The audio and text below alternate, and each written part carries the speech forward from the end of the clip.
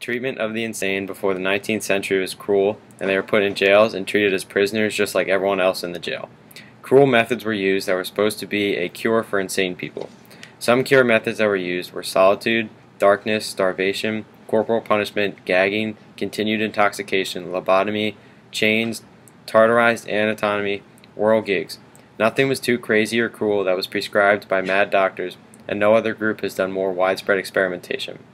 There was the start of mental hospitals and lunatic homes. At first, the asylums worked well, and each holding about 500 patients. However, the number of mentally ill patients shot up in the mid-19th century, and the hospitals were meant to hold 500 had over 2,300 patients in it. The conditions worsened drastically, and there was overcrowding, and treatments became violent, and patients killed each other, committed suicide, or were killed by the treatments.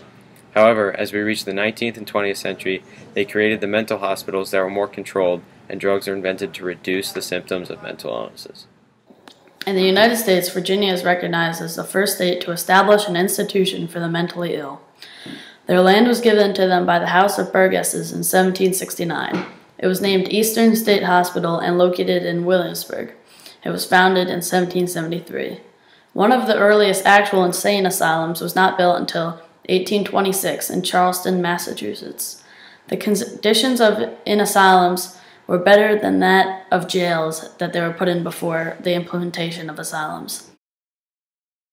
Some insane asylums, such as Worcester State Lunatic Asylum, stated that they could recover patients. Samuel Woodward, who was in charge at the Worcester Asylum, ensured that patients were always busy with some sort of job or task to keep them busy. The conditions of the asylum were not completely ideal, but it was better than putting the insane in jails or using painful, impractical methods.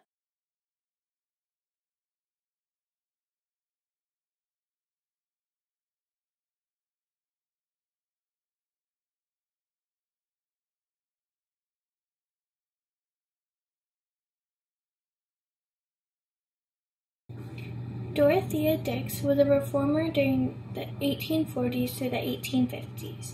She worked hard to have better mental institutions after she went around and saw how poorly they were treated in prisons. Dorothea tried to get special mental hospitals for the mentally ill.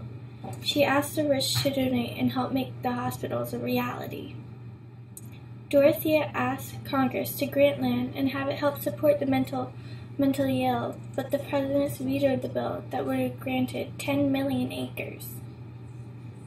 Samuel Howe, who was also a reformer, helped Dorothea, as well as many other campaigns during the reform.